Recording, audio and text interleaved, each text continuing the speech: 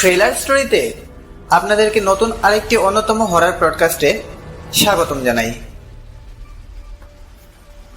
এইটা গল্প নয়, এইটা হলো সত্যিকার ভৌতিক ঘটনা।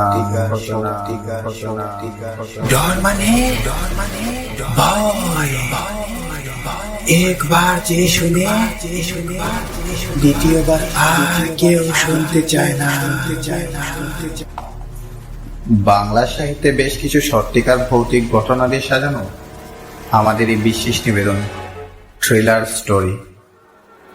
ট্রেলার স্টোরির অডিও ভিডিও সঠিকভাবে পাওয়ার জন্য চ্যানেলটিকে সাবস্ক্রাইব করে পাশে থাকা বেল আইকনে ক্লিক করে অল নোটিফিকেশন অন করে দেবেন।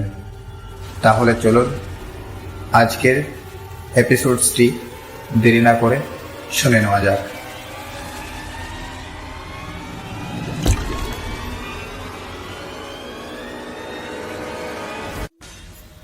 হ্যালো ভিউয়ার্স, আমি আছি পাবলো এসবি আপনাদের সাথে।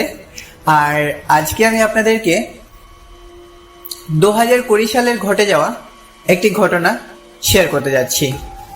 আর সেই ঘটনাটা ঘটেছিল হায়দ্রাবাদে একটি বাড়িতে। তার আগে আরও কিছু কথা বলে রাখি। 2020 সালে যে ঘটনাটা ঘটেছিল সেটা হয়তো আপনারা অনেকেই বিভিন্ন সোশ্যাল মিডিয়া প্ল্যাটফর্মে দেখেছেন বা ইতিমধ্যে অনেক খবরও ভাইরাল হয়েছে সে বাড়িটা নিয়ে। সো ভিউয়ার্স, আমি সেই বাড়িটার প্রাইভেসির জন্য বাড়িটা কোথায় বা বাড়িটার নাম কি, বাড়িটার অ্যাড্রেস সবগুলোই আমি আপনাদের কাছে হাইড রাখছি। তাহলে চলুন দেরি না করে সেই ঘটনাটি শুনে নেওয়া যাক। 2020 সাল, লকডাউনের জন্য সারা দেশ এর সবকিছু বন্ধ। সানা নামের এক ব্যক্তি, উনি ব্যাংকে জব করতেন। কোভিডের কিছুদিন আগে ওনার হায়দ্রাবাদে ট্রান্সফার হয়। উনি ওনার পরিবারকে নিয়ে একটি বাড়িতে একটি রুম ভাড়া নিয়েছিলেন। সদস্যবৃন্দ, ওনার পরিবার বলতে ছিল ওনার মিসেস, উনি আর একটি বাচ্চা। তো ওনার পরিবারকে নিয়ে যখন একটি বাড়িতে রুম ভাড়া নিয়েছিলেন তখনই কিছুদিন ওদের খুব ভালোই কাটছিল।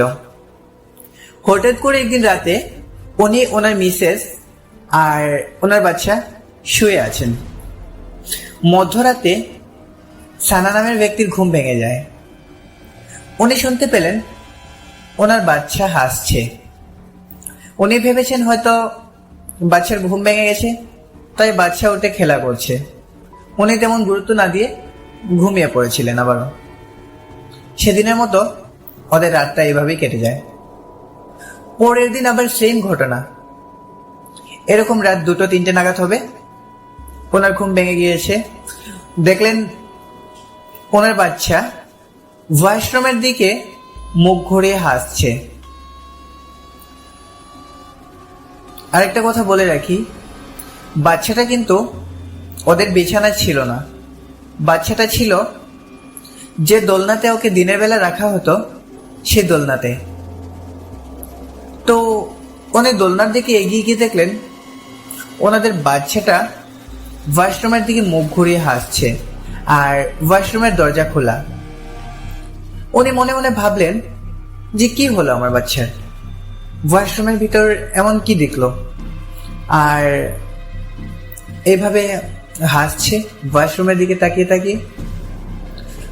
উনি ওয়াশরুমের দিকে গিয়ে দেখলেন ওয়াশরুমের ভিতর কিছু নেই। তারপর বাচ্চাটাকে কোলে তুলে নিয়ে ওদের বিছানায় এনে শুয়ে দিলেন। তারপর সেদিনের মতো ওনাদের রাতটা কেটে যায়। পরের দিন আবারও সেম ঘটনা। মধ্যরাতে ওনার ঘুম ভেঙে যায়। উনি আবারও শুনতে পেলেন ওনার বাচ্চা হাসছে।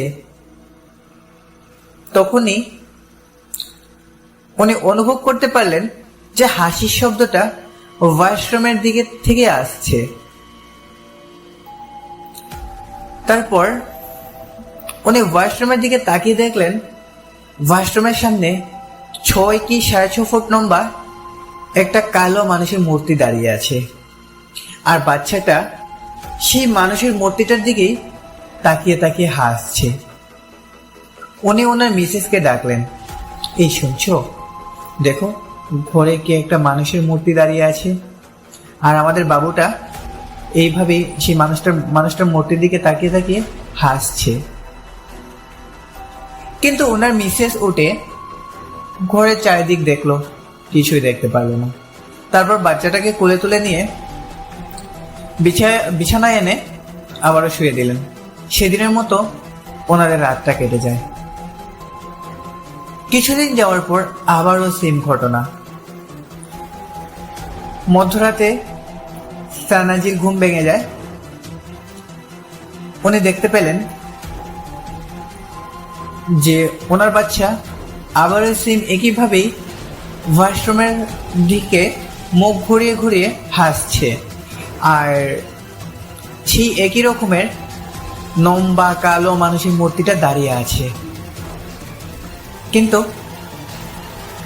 সেদিন আবারও উনি ওনার স্ত্রী মিসেসকে ডাকলেন। ডাকার পর ওনার মিসেসও উঠে দেখলো যে হ্যাঁ, সেই মূর্তিটাই দাঁড়িয়ে আছে, আর ওনাদের বাচ্চাটা এইভাবে হাসছে। এই দৃশ্য দেখার পর এদিন আর কারোর চোখেই ঘুম ছিল না। কোনোভাবে সেই রাতটা কাটিয়ে পরের দিন সকালে বাড়ির যে ওনার আছে রমন সাহেব, ওনাকে বলা হলো যে আপনাদের বাড়িতে কি এরকম অলক্ষণীয় ভৌতিক ঘটনা আছে যা আপনাদের চক্ষু আড়ালে হয়ে যাচ্ছে? বাড়ির ওনার রমন সাহেব বলেন, না, সেটা তো তেমন কিছু নেই। তারপর ওরা বলল, না, আমরা কয়েকদিন থেকে প্রায় দেখে আসছি যে আপনাদের যে ঘরটা আমাকে দেওয়া হয়েছে সেই ঘরের ওয়াশরুমের সামনে একটি কালো মানুষের লম্বা মূর্তি দাঁড়িয়ে থাকে, আর আমার বাচ্চা সেই মূর্তিটার দিকে তাকিয়ে তাকিয়ে হাসে। এটা কি? তারপর এইভাবেই 3-4 দিন যাওয়ার পর ওরা একজন তান্ত্রিকের খোঁজ পেলেন। সে তান্ত্রিক সেই ঘরে এসে এই ঘরটাকে বিভিন্ন রিসার্চ করার পর তান্ত্রিক জানতে পারলো যে সেই ঘরে কিছুদিন আগে বন্ধ ছিল, প্রায় বছরখানেক বন্ধ ছিল। সেই ঘরটা বন্ধ থাকার কারণে সে ঘরে জিন বাসা বেঁধেছে।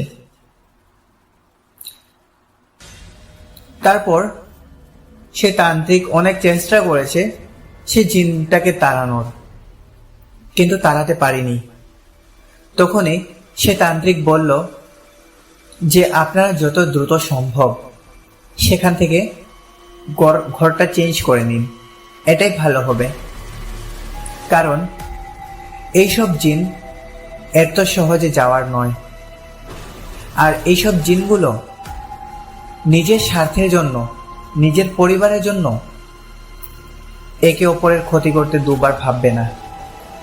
তাই আপনারা চেঞ্জ করে দিন সেই ঘরটা। তারপর সে ঘরটা ওরা চেঞ্জ করে দেয়, অন্য একটা বাড়িতে যায়। কিন্তু দর্শকবৃন্দ, সেই বাড়িতে এখনো প্রায় ভাড়াটিয়া আসছে, কিন্তু কেউ 1 মাস, কেউ 2 মাস, কেউ 3 মাস, বছর আর কেউ থাকতে পারেনি 2020 সাল থেকে 2023 সাল অবধি। এখন সেই ঘরটা নিয়ে আর কোনো আপডেট নেই সোশ্যাল মিডিয়াতে। 2023 সাল অবধি যতটা আপডেট ছিল ততটাই আমি আপনাদেরকে বললাম। 2020 সাল থেকে 2023 সাল অবধি অনেক ভাড়াটিয়া এসেছিল, কেউ 1 মাস, কেউ 2 মাস, কেউ 3 মাস, এইভাবে থেকে থেকে চলে গিয়েছে। সো দর্শকবৃন্দ, এটা থেকে আমরা এটাই শিখতে পারলাম যে আমরা যদি কোনো বাড়িতে ভাড়া নিই বা কোনো জায়গাতে যদি আমরা ট্রান্সফার হয়ে চলে যাই, সে বাড়িটা ভাড়া নেওয়ার আগে আমাদের সেই বাড়িটার হিস্ট্রি জানা প্রয়োজন। না হলে এই সানাজির মতো আমাদেরও পড়তে হতে পারে শত শত সমস্যায়। তো আপনারা যেই যেখানে থাকেন না কেন, কখনো যদি আপনারা যারা যারা চাকরিজীবী আছেন, কখনো যদি আপনাদের কোনো জায়গাতে ট্রান্সফার হয়, তাহলে অবশ্যই আপনারা কোনো বাড়িতে রুম ভাড়া নেওয়ার আগে সে বাড়ির হিস্ট্রি জেনে নেবেন। না হলে এই সানাজির মতো হাজারো সমস্যায় পড়তে হতে পারে। তো ঘটনাটি কেমন লাগলো সেটা অবশ্যই কমেন্ট করে জানাবেন, এবং আমাদের ভিডিওটি যদি আপনাদের বিন্দুমাত্র ভালো লেগে থাকে তাহলে ভিডিওটিতে একটি লাইক করে প্রত্যেকের কাছে শেয়ার করতে একদমই ভুলবেন না। আর হ্যাঁ, চ্যানেলে যদি নতুন হয়ে থাকেন তাহলে অবশ্যই চ্যানেলটিকে সাবস্ক্রাইব করে পাশে থাকা বেল আইকনে ক্লিক করে অল নোটিফিকেশন অন করে দেবেন, যাতে পরবর্তী ভিডিও আপলোড করার সঙ্গে সঙ্গে আপনার ফোনে নোটিফিকেশন চলে যায়। তো ধন্যবাদ, অসংখ্য অসংখ্য ধন্যবাদ সম্পূর্ণ ভিডিওটি শেষ পর্যন্ত দেখার জন্য। সবাই ভালো থাকবেন, সুস্থ থাকবেন, সেফ থাকবেন, সবাইকে ভালো রাখবেন। টাটা, বাই বাই, টেক কেয়ার। দেখা হচ্ছে পরবর্তী ভিডিওতে।